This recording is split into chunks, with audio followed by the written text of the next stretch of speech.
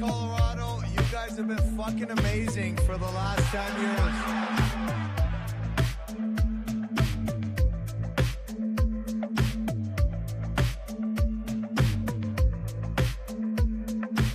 Let me start off with a Twitch feed this morning, and I got to get the whole name right. Mile High Hockey Lab.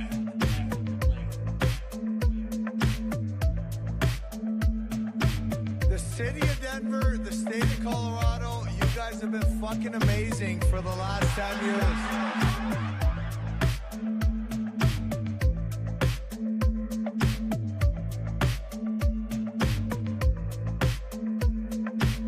Let me start off with a Twitch feed this morning, and I got to get the whole name right. Mile High Hockey Lab.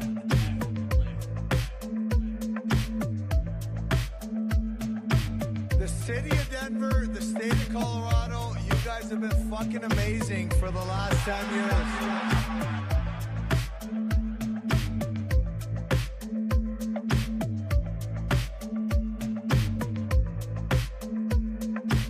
Let me start off with a Twitch feed this morning, and I got to get the whole name right. Mile High Hockey Lab.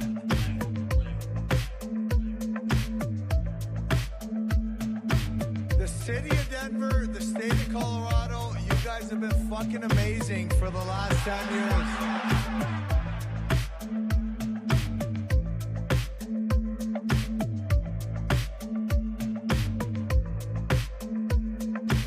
Let me start off with a Twitch feed this morning, and I got to get the whole name right. Mile High Hockey Lab.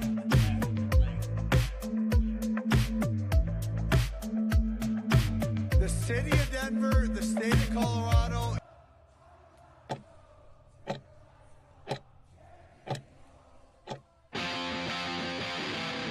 Welcome to the Mile High Hockey Lab.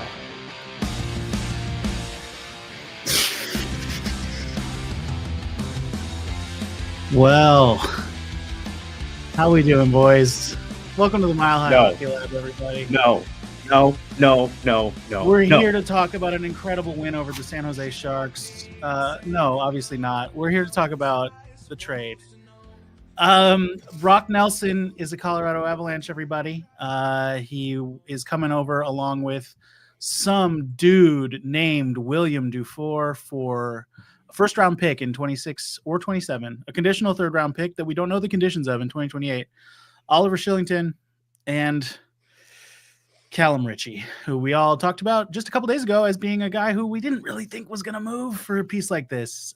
Specifically, this trade, we said we didn't think was going to happen, but here it is. Brennan, I can see you want to talk. Go for it. What's up? The angry panda gif throwing all the papers off the desk. That is me right now. Yeah, totally. That was Brennan Vogt, one of our contributors. I'm also joined by Evan Liu, and I'm Ezra Parter. Our producer, Adrian Hernandez. Normal host is in the background here producing. Yeah, we expect to have some upset folks on this podcast. I know that our staff has been in the chat behind the scenes getting pretty spicy about this one. Evan, what are you thinking? Yeah, great timing for a trade. 12:30, at least for me out here in New York. Fine by me. I got to catch a bus in an hour and a half to go to the airport, but it's a long night for me. It was already going to be a long night, but this trade is an intriguing one. And I kind of was realizing this. The Avalanche don't usually make moves like this. They aren't ones who will pay big for a quote unquote big name, right? Yeah. Brock Nelson's a pretty big name. I think he will definitely fit into the Avalanche in terms of trying to get out what they're trying to get out, right? You're looking for a guy who is a solidified center, a solidified top six player. That is Brock Nelson, right? With that being said, 33 years old, you're obviously getting older, at least at that point, right? Mm-hmm. But not only that, Vampire, dude. You are giving up another first round pick. Pardon the French here, but the Avalanche are really saying fuck them picks, bro. That's literally just their mantra at this point. And you also give up Cal Ritchie for that as well. I mentioned it, on yesterday's show about I don't want them to trade Cal Ritchie. That's throwing away any sort of future that you have really with the organization when it comes to prospects, because they have practically nothing. And I know I said it at least anyway on social media of like, not even for Sidney Crosby, but like even if they had traded for Sidney Crosby with Cal Ritchie, that would have been a little more accepting, I feel like, than this move, than with Brock Nelson. So like, I understand getting him. I understand the quote unquote need for him and wanting to get him, but I don't love the giving up part of it. And you also look too on the blue line. You also lose Oliver Shillington and Calvin DeHaan in this last week. Now you are one defender away from Keaton Middleton being in the playoff team, and that's okay. Like he has playoff experience, just not NHL playoff experience. Right. So, well, So he's been good in the AHL Calder Cup playoffs. I know the NHL is definitely a different animal, but you can almost guarantee they will sit him and only use him if they have to. That's the whole thing. Yeah, I mean, I feel like, honestly, I predicted last podcast that there was going to be a trade with Boston coming. I had a specific trade in mind, and I'm feeling more correct than ever. Brad Marchand. Brandon Carlo is going to come over here and take that spot from Keaton Middleton, probably in exchange for Casey Middlestat. That's a trade I see happening. But we're not talking about a trade that we might think happens tomorrow. We still got to dissect this trade. I'm sorry, I got ahead of myself on that. So with Brock Nelson coming in, right? He's an excellent player. We've established that. That's a given. The cost is very high, but I think we should talk about how this is going to look on the ice before we gloom and doom about how the prospect pool is diminished and Callum Ritchie is going to be an all-star for the Boston Bruins, which I think we'll do plenty of in a little bit. But I want to talk about Brock Nelson fitting into this roster. If they don't trade Middlestat, like I think they will, he slots in as either a 2 or a 3, with Middlestat's either a 2 or a 3, second or third line center, I should say. How do we feel about that, guys? Yeah, I mean, it's not bad at all. I actually it's perfect timing because I'm looking at this tweet from Peter Ball, of course, former Avs athletic beat reporter, but now he's in New York working with all 3 teams out there, including the Isles. So this is what he just posted about what could be a theoretical Avalanche lineup. Your first line, Arturi Lehkonen, Nathan McKinnon, Martin H. We all knew that. Second line of Nichushkin, Nilsson, Drouin.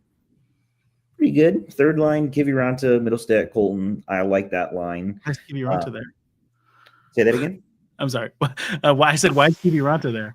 But yeah, go for it. Just because. And then the fourth line is Vesey, Drury, O'Connor, and then you have scratches of Parker Kelly and Miles Wood. And this is, of course, without the whole Gabriel Landeskog stuff, with his conversation this evening with Kyle Keefe, and that seems somewhat encouraging. But again, we just don't know about that, right? So basically, there are a lot of options that Colorado has, and they can work around this with him.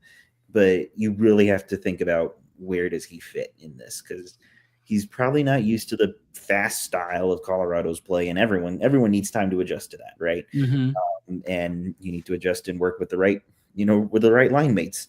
They've tried that with Casey Middlestat. It hasn't really worked out with him. So can it work out with Brock Nelson? I don't know. Yeah. I mean, that all makes a ton of sense. It comes down to how quickly he can adjust to a new system, how effective he can be in the playoffs, right? That's the key to any acquisition at this time of year.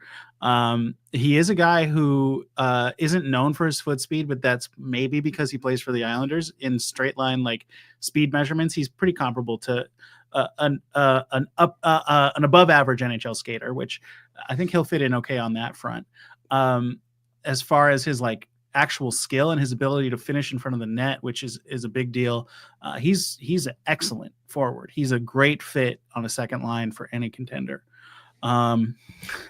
He's a little redundant to the current lineup a little bit with Middlestat still in place, but there's a possibility. Oh, we've got Adrian Hernandez joining us. Hey. Adrian, how are you feeling?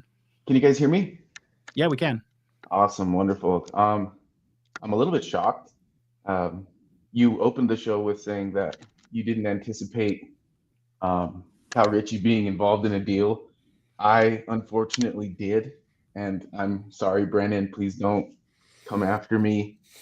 I also felt like Brock Nelson was a pretty typical acquisition for the Avs if they were in fact believers in this lineup, because this tells me that they felt like they were pretty much just up the middle, needing some more depth.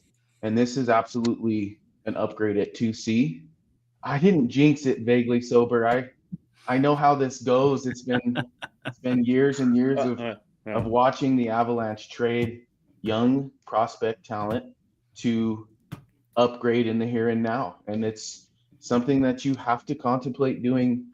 Simply put, when you have a guy like Cale Makar who put up 6 points tonight against the San Jose Sharks, and a guy like Nathan McKinnon who just won the Four Nations MVP, is the reigning NHL MVP, and the both of them just on national television put another notch on their belt in terms of bids for this year's MVP and this year's Norris. So when you have those guys, it's pretty simple. I mean, you got to do what you got to do. Yeah. I mean, there's a ton to talk about from the Cal Ritchie side of things, but I just would like to focus a little bit more on the Nelson fit for the moment. For sure. So what do you think, any of you, but let's start with you, Adrian. Do you see Nelson sliding in on that second line and Middlestat playing third, or maybe Middlestat getting moved tomorrow? Sorry, timeout. Breaking news. News. Here we go. Around an old friend, Mikko Rantanen, Dallas Stars. Whoa. Oh my God. He arranged that just to get revenge. Guys, I put it out on X today that and for the past couple of days, I've just had this feeling that this was going to be a very tumultuous trade deadline and season. And basically the Dallas Stars just became more unlikable somehow, because there's no way a guy who 4 months ago said, I want a cup here, why would I ever want to leave, should find himself in a situation where he's now playing for a division rival. And let's be honest, Dallas is pretty much the favorite in a lot of people's minds. So Mikko signs long-term in Dallas. Ouch. I can already see the storyline. Wow. Do we have a trade on that? I'm not on Twitter, so it's harder for me to find stuff. But Elliot Friedman just said something else tonight. Hearing talks are intensifying to send Rantanen into Dallas. Okay. That's it. Wow, because I mean that's going to be an expensive. It's not a done deal. It's on the table. It's not done, but if Friedman's saying that, it's very close. It's happening.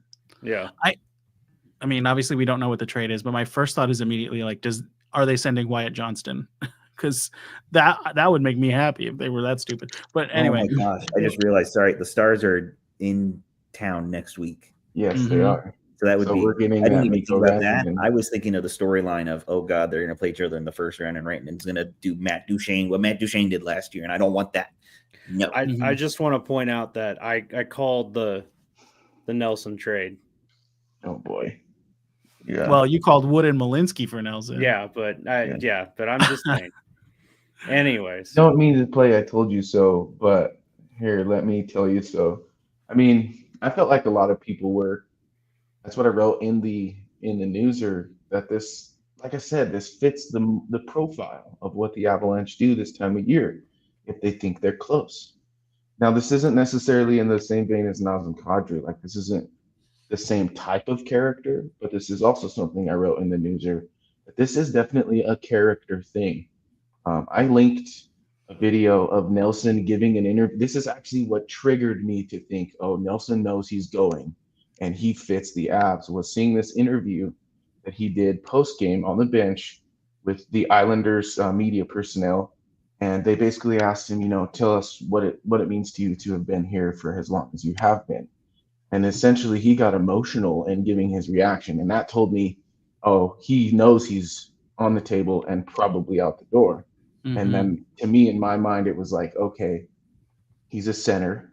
He could easily replace Middlestat or bump Middlestat, because we all kind of assumed that a deal for another center would involve Middlestat, but it hasn't. And I think that's where the Callum Ritchie thing comes into play, which is the Avs pretty much said, no, we need center depth. So let's hang on to Casey and let's leverage this prospect who won't realize probably till 2 or 3 years down the road, unless, he does next year, because he will be in the first year of his ELC because the Avs protected his first year by sending him down. So it's Chris McFarland is not letting the hockey gods have it by any means. He's trying to control the situation, and it's his job. So I mean, we'll have to sit back and see how the dust settles. So let's get into the Ritchie conversation. I mean, I think you nailed it there with he's not going to be a contributor in the next couple of years, most likely. Like, yes, he could make the jump to the NHL next year and be good, but he's probably not going to be a high-end contributor on a cup team in the next couple of years. On that side of things, I get using him as a trade piece. I think when we talked about that the other day, we talked about he's a trade piece for somebody who will be a long-term fit, not for somebody who's a rental. But this is the trade they made. So, Brennan, I'll go to you. What do you feel? I know you're upset about this, but what do you think about the idea of using Cal Ritchie to get somebody who can help this year and maybe not next year? Well, considering I've been saying all season, along with Jackie, that I don't believe that this team. I mean, we're how many games in? 58 games. Something like that. It's 60. I think we're at 63 now. 63. I was close. Yeah. But 63 games in, and we were just now getting a full lineup into play. Plus, and we're finally scratching people because they're like actually healthy.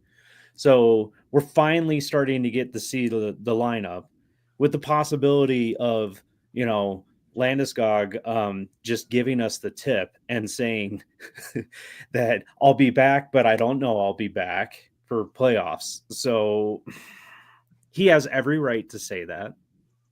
But there are no prospects. And I'm actually been developing a piece for the other site that me and Evan are growing to, but the list of free agents for the Eagles next season is very long, and it's not encouraging. The window for both the Avs and the Eagles are ending. And I don't think the Avs are going to have a chance this year. Oof. Those are bold words. I don't know, man. Wow. I think if I learned anything from the Mikko Rantanen trade, which I hope I did, because that one, like you're feeling right now, Brennan. Imagine if Cal Ritchie had already become a Stanley Cup champion, 50 goal scorer, and you had a closet full of his jerseys. That's what happened when the Avs traded Mikko Rantanen. Oh, I know. So, it's just okay. So I'll put it this way. I think the Eagles have a bigger chance of winning the Calder Cup than the Avs winning the Stanley Cup this year. I'd agree with that sentiment. I guess what I'll say is this, and I'll kind of back up. One is a lot harder than the other, but sure. Yeah. I know Brennan and I, we've agreed at least, and I know Jackie has as well, about we don't want to see Cal Ritchie get traded. We don't want to see that at all, right? Mm-hmm. It's happened now, right? The Avs have made their bed. Nothing they can do now. What I will say, and I think we haven't really touched on this, Brock Nelson, his contract is being 50% retained by the Islanders. So $3 million. The last year of his $6 million contract is half of it's taken care of by the Islanders. So the Avs only have to worry about $3 million worth of that this year. With that being said, he's 33 years old, so it's not like he's Ray Bork 39, just gonna retire, at the end of the year, right? We called him old, yes, 2 days ago we called him old, but yeah. I know. he still has now time. He's one of ours. Yeah, he still has time. Like, I could easily see him going down a similar path to like an Andrew Cogliano, where he signs, a year contract and just kind of keeps going. But that being said, though, he will definitely be pricier than that. So that's something that the Avs have to consider, is that, are they willing to cough that up for him? They better, I hope, because you gave up a lot for him. A lot of the future, which, again, I don't love, but you at least give yourself more weapons, more depth that you can use, at least to try and keep your window open at least a little bit longer, right? And that's something that everyone wants. You want to win a Stanley Cup. And you have Nathan McKinnon, who had a 5-point night tonight, and Cale Makar, who had a 6-point night tonight, and both are being overshadowed by the fact that this trade happened. You have to go for it. And Gabe Landeskog gave an impromptu hour-long press conference or face-to-face with Kyle Keefe ahead of the game. So the Avs were just like, you know what? How about the day before trade deadline, we just do absolutely everything all at once, just to keep everyone at Mile High Hockey up until the next day. But my thing, what I was trying to get into with the comparison to the Mikko Rantanen deal is, I as the dust settles on that, I'm confident that at the very least the Avs did the best they could given the situation. Now that we see that Carolina also tried to make Mikko the highest paid winger in the history of the NHL, and that's not going to work apparently. It's clear that Dallas is okay. Like, all right, well, you'll just be a true rental in our minds. We don't care if you hit the open market because Dallas is right there. So with the Cal Ritchie thing, you know, it just feels better to know you're maybe right in thinking that, well, the Avs just closed their window, but I don't know if it closed. It might have tightened. It might have gone from a 4 to 6 year window with a 60% chance to a 1 to 2 year window with a 75% chance. And I think that is a focus and a decision that management has made, and every time they've made that decision in the past, it's worked. It's worked when they've leveraged assets like this. So I'm not doomsdaying it right now by any means. Although I do think Cal Ritchie will be a good pro one day. I do. Yeah, I agree with you, and I think on all of that, I agree with you that Cal Ritchie will be a good pro one day, and I agree that this doesn't necessarily close the window. I mean, I think any talk of closing the window when you still have prime age Nathan McKinnon and prime age Cale Makar is premature. Like I get the frustration, and I get long-term, like the future is less clear than it seemed like it was yesterday with somebody who could come in and take that second line center job. But I think there's two ways to look at that position in the future, like going forward right now. There's one, they move on from Casey Middlestat, Brock Nelson leaves, and they have to sign somebody in free agency. Okay, that's scary, but there could be somebody who they already know that they're thinking of for the summer. I don't know who that is. I haven't looked at that. But another option could be that they keep Middlestat and they see Middlestat as a guy who, yeah, he's having a tough year, but he is the answer there. They just need to wait it out a little bit and give him a buffer in Brock Nelson for the moment. That could happen, you know. It's hard to know what the future holds, obviously, which, hey, I'm here to make things make sense. But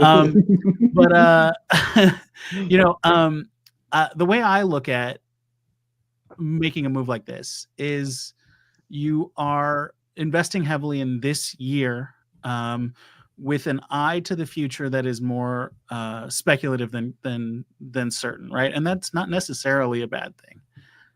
So that's what I think. But I wanted to talk about the possibility of re-signing Nelson. What do you all think about that idea? Brock Nelson, 33 years old, an aging guy, but still talented guy. Maybe hasn't really slowed down as far as his production or his on ice, like actual movement. He's just at the age where he's probably going to do that soon.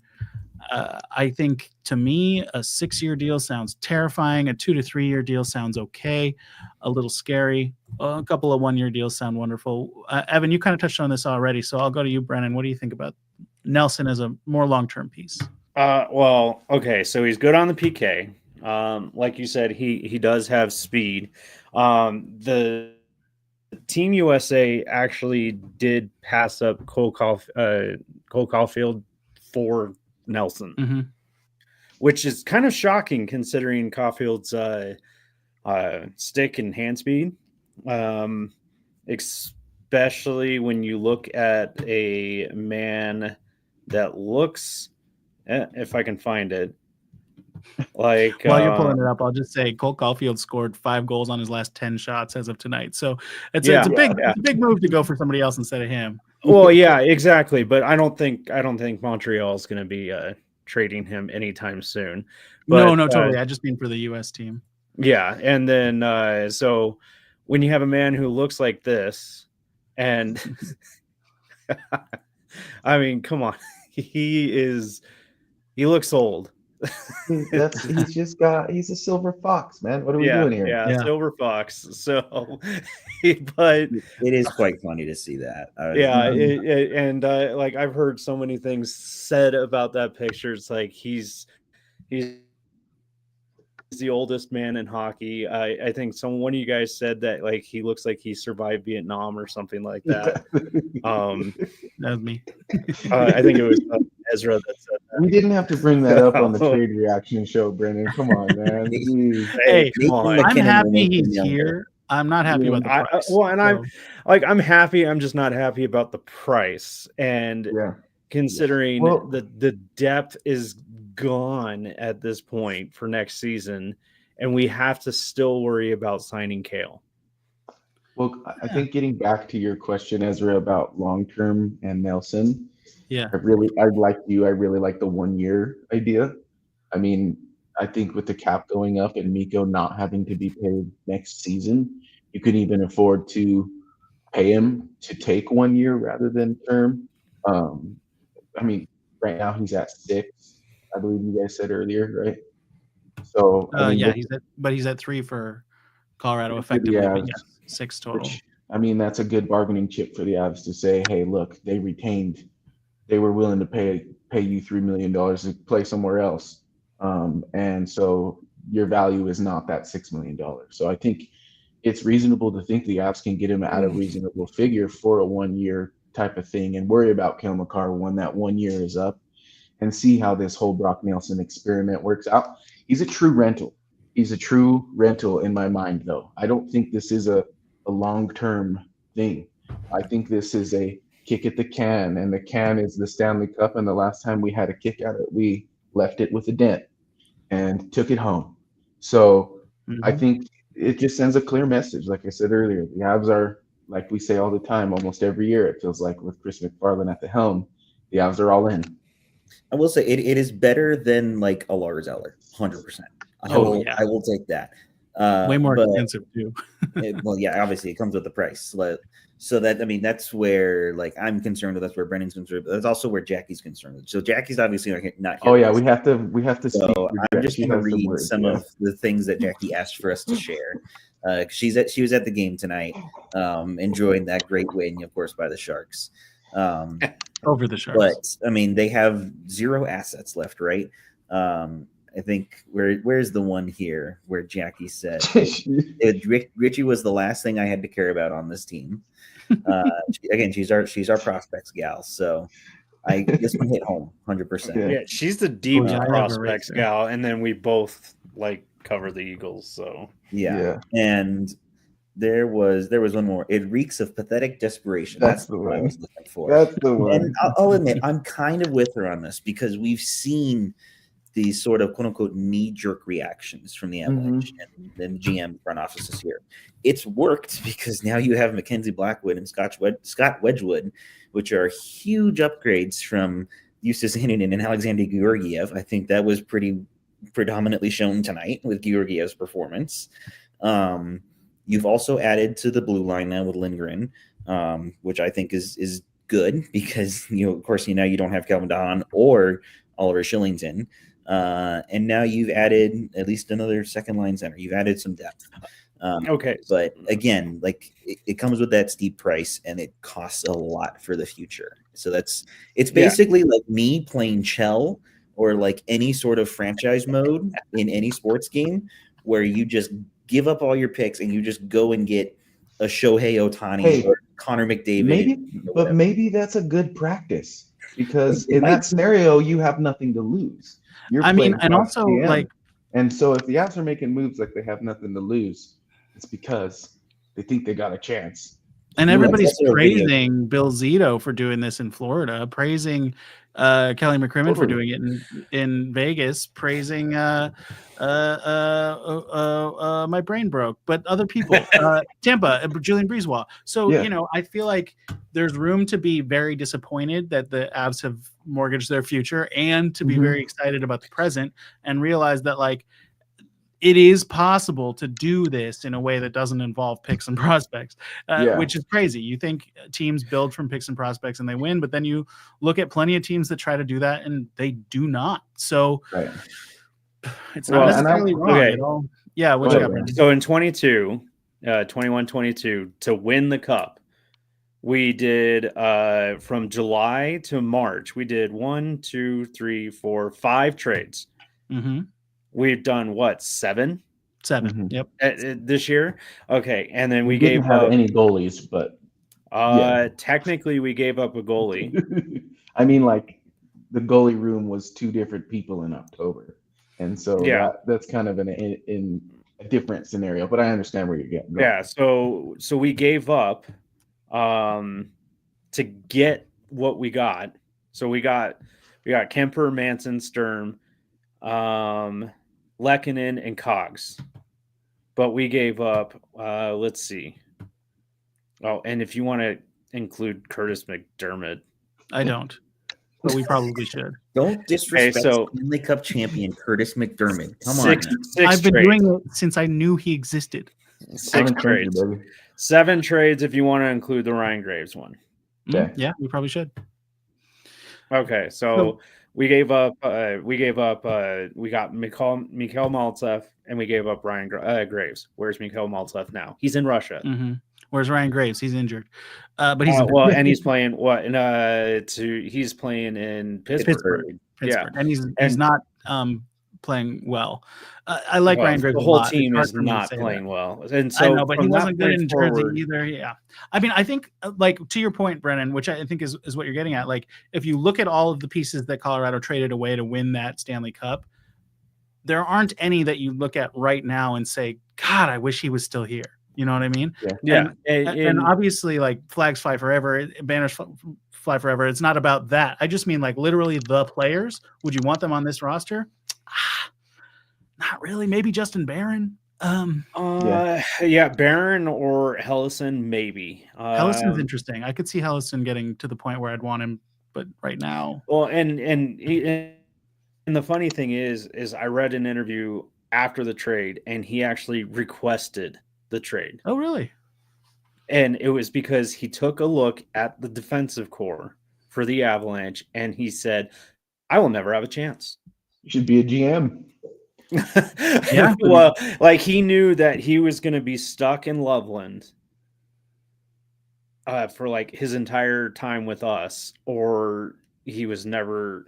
I mean, or he's going to get traded away, and in order to make it somewhere else, and he got traded away, and they started playing him in Anaheim almost right away. And I want to be clear about because I'm sure I'm coming off as pretty confident, and I want to be clear that it's not so much that I'm confident that this will result in a Stanley Cup. It's only happened 3 times in my lifetime. Sorry to those of you who haven't had a single one in my lifetime. Wink, wink, nudge, nudge. Toronto, Montreal. But there's quite a few of them. Anyone in Canada, but nonetheless, I digress. The point is that I'm mostly bullish on the fact that this says something about how the GM views this team, and whether or not he's right, really none of us know. And so, if anyone's up on a pedestal right now saying this is a great trade, they don't know. If they're saying this is a terrible trade, they don't know. Just like we still don't know about the Mikko Rantanen trade. It feels good right now. I mean, Marty's shot looked pretty good tonight, and he's got a point in every game, basically, since he's been here. But we'll see how it sorts out still, because if Mikko Rantanen goes to Dallas and then they beat us in the second round, who's really the winner in that scenario? So, and then Middlestat looked really good until this year. But what I'm really bullish on is that the Avs are trying to win the cup. They absolutely are. 100%. And am I the only one on this podcast that was alive during a Canadian Stanley Cup? It's possible. 84. Went 84. Yeah, you're the only one. Yeah. Okay. Speaking of Rantanen, no official update yet, but Elliot Friedman said uncertain about exact details and possibility of extension at this time. So we just don't know. Okay. But the West is just going to be an absolute killer. Sagan's going to stay on LTIR until the playoffs, and he'll come Probably. out. At minimum, yeah. Koskinen probably. I don't think we mentioned this either. So obviously Oliver Shillington was part of this deal that went to the Islanders, but then the Islanders flipped him right back around, and now he's going. I didn't even know. He's going to the Ducks, and they gave him away for nothing. Considerations, yeah. He, I don't think he even got a chance to like put on a jersey and get it warm. Yeah, no, like, I mean, it was still cold when he took it off. Yeah, I came around on Shillington as a possible fit. I mean, he was turnover prone like crazy, so I'm curious to see how he fits. Maybe even playing next to Drew Ellison or something, which would be interesting. But I don't see him as a real loss as much as I was liking him. I'm glad it was him, not Malinsky, in this deal. I'm still bullish on Malinsky as a fit.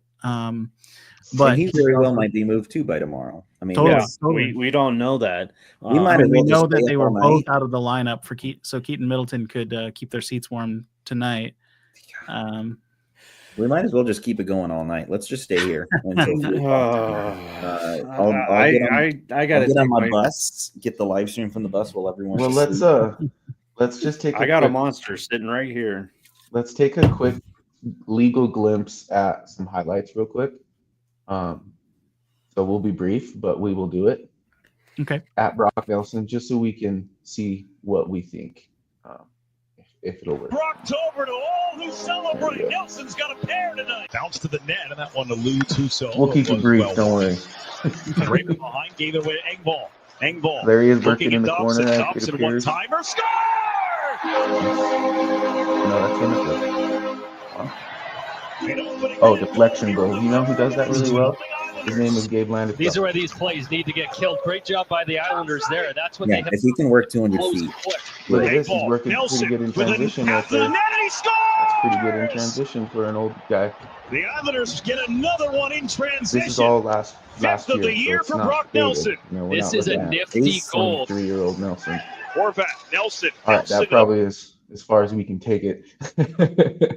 Let's not push our luck too much here. Yeah. Yeah, I mean, those highlights are great. They're all gold.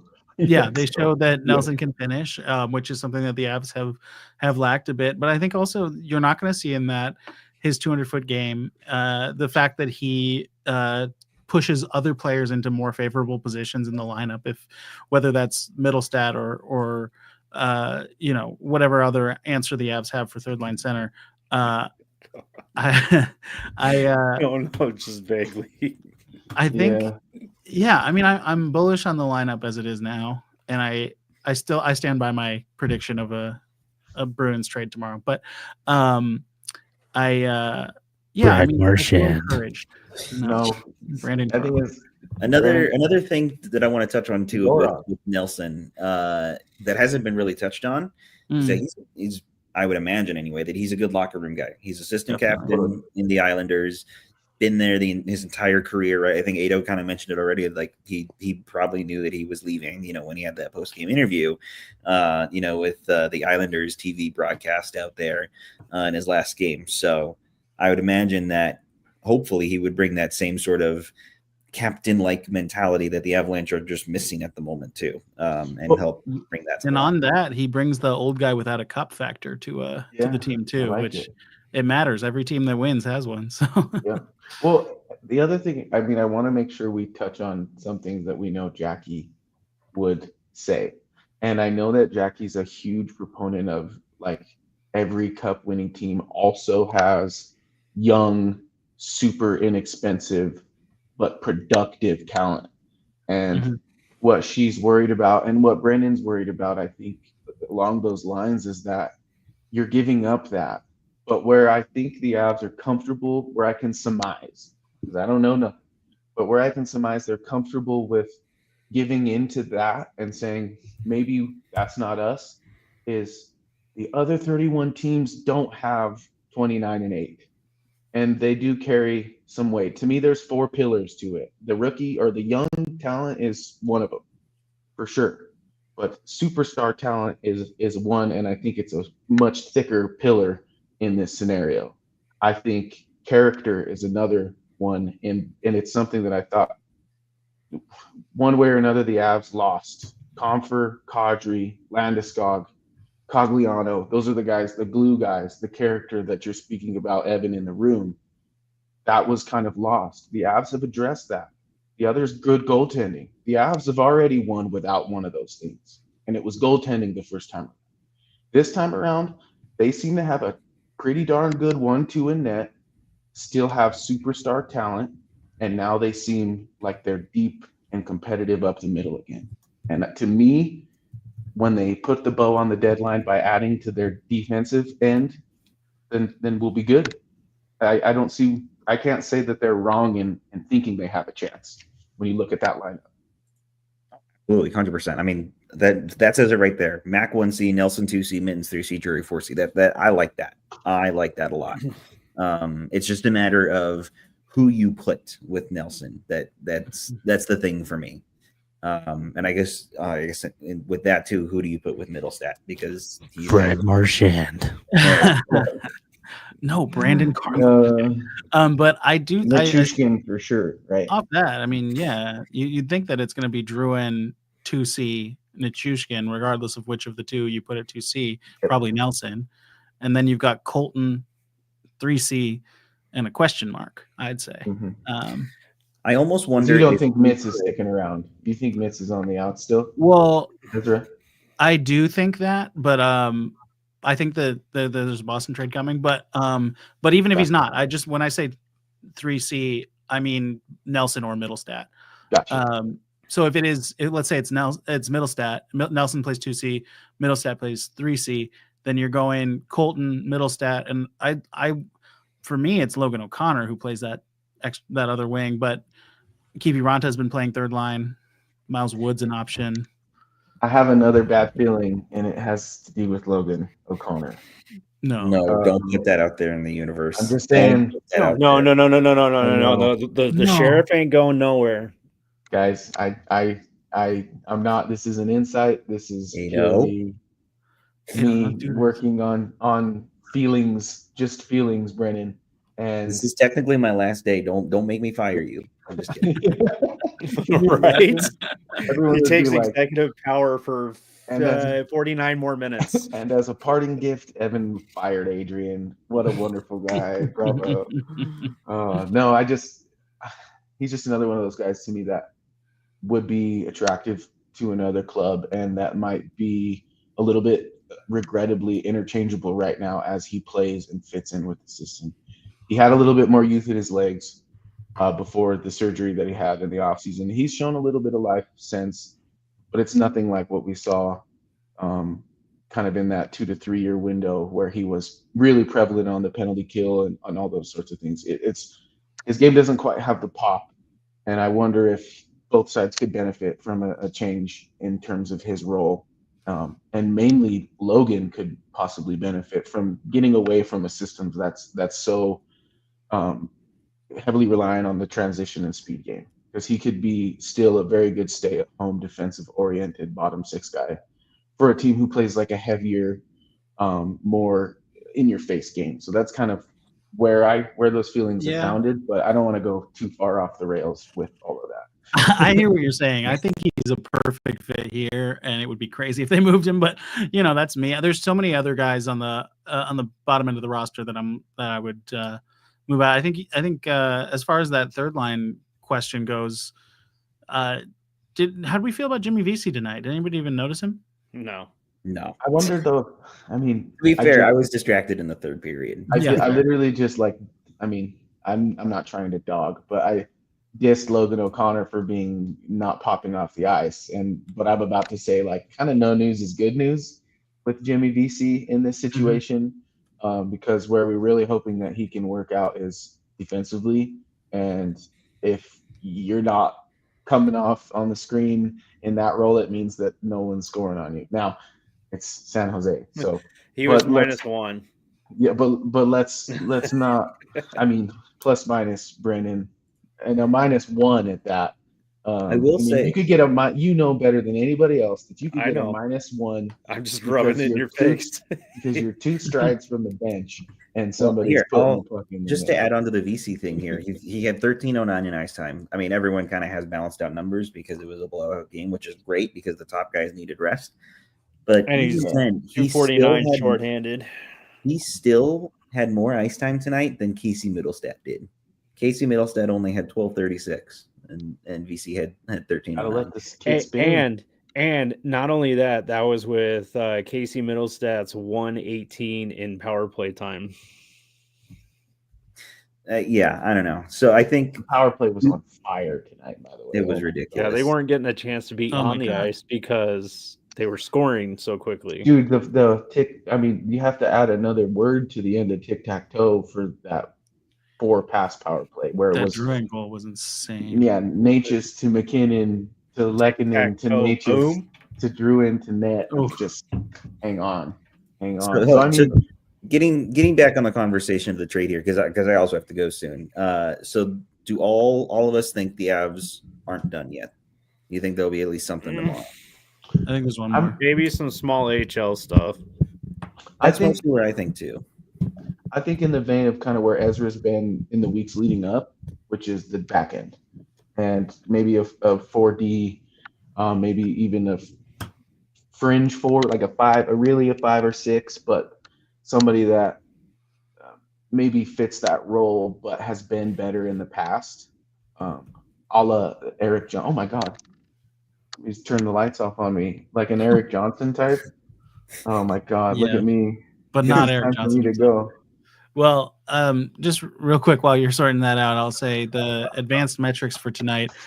Casey Middlestat was the bottom of the pack, 5-on-5 with a 38% Corsi percentage, followed very closely by Jimmy Vesey at 41, Ryan Lindgren at 42, Logan O'Connor at 43. So all the guys we kind of just touched on the forward stunk it up a little bit tonight. But hey, when you're getting like 90 out of 89 and 88 from Natchez, Lehkonen, McKinnon, and McCarr, things are going to go okay.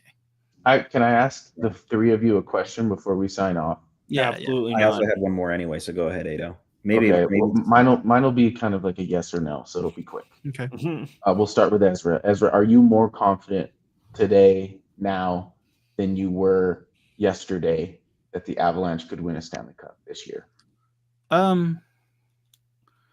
Wow, I thought I'd have an easy answer to this. I think my short answer is yes. My long answer is I don't think I can answer till after tomorrow. That's fair. That's fair. We're still yet to see that 3 p.m. Eastern roll through. I just need one more defender that I have confidence in because and then you'll be a for sure yes, basically. Yeah. Evan? I'm a yes, but only for this year. Yeah. Let's see, because I mean the summer and free and when this time next year, that's a whole other thing. So at least for this year, yes. Brennan? I'm a maybe. You're a maybe. Yeah. And then as in terms of the defending the back end, if we don't make any moves, I see Jacob McDonald getting pulled up as a last resort because he leads all AHL defenders in goals right now. Yeah. Him or Wyatt, but I don't think Wyatt will get a chance if they do. Wyatt Amont, because Wyatt is leading the league in plus minus. Gotcha. Okay. And he's Well, we'll willing keep an eye to on that. block just about anything. Well, McDonald does have NHL time, so at least I'll give him a that. lot of He it. probably has the upper hand over that. He I does. wouldn't Either mind of that, those guys actually. have to play. I'm a hard no Yeah, exactly. on confidence. I know. Well, you I'm love just them saying because you if love they're them. not going to make any more moves and they Yeah. have to go deep into the Which- defensive core, those are the two that I think are likely. Which I think in what Ezra is pointing to is that in fact does display our concern if they don't do one more thing, which is address the back end. Yeah. Because But I feel like that shouldn't overshadow the fact that Brock Nelson is a very good player. Yes, they have, he's a very good player. but yeah. Nelson does help them 100%. Ada, what Well, about that's you? why- Yes or no? That's why I asked the question the way I do, because I think like anything else, this stings when you lose a guy like Cal Ritchie who has the potential, but in the here and now, like you got to let time do its thing, because if time does its thing and the Avalanche do make a cup run, even if they get close and the tea leaves are on the wall where that whole Brock Nelson thing worked. Let's get him back for a year and run it back. And now we have these other ducats that we can spend otherwise to fill out the lineup again. Even if that's how it works out, this is a good move. And I do think that the Avalanche are closer to winning a Stanley Cup, at least in this very moment, than they were yesterday. I do agree that the job's not done, but this gives me confidence. I wondered if they would just kind of, I don't want to say pack it in, but just kind of be spectators in this and see what teams do and kind of get a picture of how assets are valued right now. That's not at all how they're approaching this. And I'm in hindsight, I'm glad, because that's not as fun. I'm just being honest with you guys. This is fun. Yeah. This is a management group who's willing to do the things that not a lot of management groups would do, because just purely out of fear. And yeah, I mean, can you imagine being a Carolina fan right now? They went out and got Mikko Rantanen, and then because he might leave, they're going to get rid of him. I mean, Might. you go out Yeah, and that's a big might. Yeah, Mhm. right. You don't know if unless he told the team for sure he's not re-signing in Carolina. But even then, like, you've got him for this year. Go win the cup. It's They're them moving him smart. is crazy Well, to me. That's And terrible. that's like dumping a girlfriend because she might leave in like a month. Yeah, Right. I mean, that's That's a essentially really good analogy. I mean, that is like a perfect way to put it. It's like, oh, she's gonna cheat on me in a month. I'm gonna dump her. and which you know you who couldn't does really that? know. Seriously? They're losers. Yeah. Yeah. To be fair, Carolina's scarred by the Jake Gensel situation, which we've already touched Sure. on. Well, Sure. Rudo They from went and made the DNVR put trade. it. Yeah. Rudo from DNVR put it really well, and it was like Carolina really thought they were going to win a trade with Colorado, and it's just like Nobody wins a trade with Come on, man. C-Mac That's and pretty Joe funny. Sakic. Yeah. It's Evan, possible that this Lou trade ends up being one that they lose, but it's also possible that it's one that they win this year and then lose in 3 years. You know what I mean? Yeah, So course. it's tough. Yes, Trading yeah. futures is tough, but Evan, you had another question before. Yeah, we my leave. question was actually pretty similar to yours, but I actually thought of a different one, and I think this works pretty well. Because Nelson should get there in time for Saturday's game against the Toronto Maple Leafs. That's a big game, by the way. Where are Avs they is at? streaking, Toronto's streaking. Like, that's a very, very good fun. game. It's a great game for Hockey Night in Canada. Saturday night, 7 p.m. Eastern, 5 o'clock in Denver. Like, that'll have a lot of eyes on it. With that being said, what are we looking at when it comes to Nelson's stat line, if he has one that evening? What are we thinking? Well, first off, where is New York? Were they at home? You need me to go grab a Where bat? is New York? I mean, I'm in New York. I can show you the darkness outside. Or no. No, I know Like, what you mean. I know Hard where. time. We get it. We get it.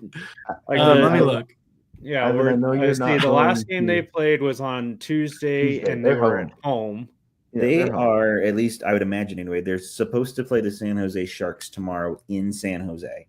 So They might have it traveled. should be already out west. Yeah, that may be a tough push. No, but they're No, in that's San good. Jose. We're gonna just tell them to get on the plane. Yeah, he'll Come be on, in they- Colorado tomorrow. if probably. they're in San Jose tomorrow, They had to have flown out today. yeah, they've already gotta be flown there. out by now. Which So means he's Right, already so- flown out. And then So to he can throw get him to on Colorado. another plane and tell him to come out to Colorado and then skate, a game within All he did 24 was hours. All he did was watch him wax the Sharks. He's a pro. rested. I'd imagine that he'll get there in time. But what are we thinking? Even if it's not Saturday for some reason, what will Stat he Next line. sign? game would be Chicago then. So then stat line, I'm thinking he's playing right off the rip. I'm gonna say 2 assists, no goals. I think he's a finisher. I think it's 1 goal. Ooh, yeah, baby. We need finishers around here. So I'll give him 12 minutes just to get associated with the system and 1 assist. 12 minutes. I love. No, I love if you stopped at 12 minutes. Just like he's I'll gonna give play him 12 12 minutes. No stats. 12 minutes. no, one. I think he gets- 12 I think he minutes, gets one 2,000 minutes. assist. 1 assist. I like it. Evan, what about you? I guess I'll go goal and assist. Why not? And I'll throw in like 14 minutes, I guess. Maybe a little more. I So could he's see scoring that. points. I'm setting my expectations low for the first game. I never set them Understand. high for the first game. I think that's smart. I like my goal pick, but I think that's smart. Well, guys, This is we like did how it. many of these have we done this year? Holy moly. If We something got happens 25. 6, I think. Yeah, if we got something happens at 5 2,500 a.m. people watching us. Thank you all for tuning in. And one of them is a Isles fan who just commented. Uh-oh. Yeah, we They're saw a hating couple on Isles us. fans commenting. Crew Joel says Nelly has an awesome wrist shot. That's I'm excited to see that. Big Roses City and FDO says take good care of Brock. He'll make you proud. He brings it every night. So yeah, thank you guys for joining. Thanks our regular Colorado crew for joining as well. Ado, you want to do the sign off? Yeah, I'll do the sign off. Well, I guess this is just another chapter in the history of the Colorado Avalanche that I guess the four of us in Mile High Hockey are fortunate enough to be existing and coinciding alongside. This has been a lot of fun. If you folks have tuned into this, the 2,500 of you will still be doing our trade deadline live broadcast tomorrow at 12:30 p.m. East, or excuse me, 12:30 p.m. Mountain Time, which will be just a half hour ahead of when the deadline closes, and then we'll carry it through the deadline to talk about the inevitable deals that come kind of later on. But it really does mean a lot to us. Now there's 2,600 of you tuned in live. Make sure you turn on your alerts. Head on over to the website, milehighhockey.com, and I guess start ordering your Brock Nelson jerseys because there's a new center in town, and he may look old, but he's only 33, guys. 33 is the new 23 as far as Well, okay. So first off, he wears 21, right? yeah. No, he Okay. wears 29. Oh, okay. So he'll have to That's pick- right. I knew it was 21 or 29, but Yeah, he'll have to pick a new number. yeah, Yeah, and then- hey, Mac ain't giving up his number. And then all of Canada will tell us that Nathan McKinnon is selfish for not giving him 29. but that's Yeah, fine. right. He can't just do the 92 thing either, huh? Yeah, no, can't. Well, folks, we'll see where he lands on the number. Maybe just order yours now, custom style, and predict. And if you're wrong, we can all laugh and say, "Look at what we did." No, he's gonna take number Jason. 8. Nice. Yeah, number 8. There you go. Well, folks, until next time, we appreciate you. This has been the Mile High Hockey Lab. Tune in again tomorrow at 12:30 p.m. Mountain Time for your trade deadline coverage. Ezra, thank you for taking the lead today. Evan Liu, thank you for joining us just ahead of your travels. And Brendan, thank you for joining us as well. On behalf of the Mile High Hockey Lab, my name is Adrian Hernandez, and go Avs. Thank you for tuning into the Mile High Hockey Lab.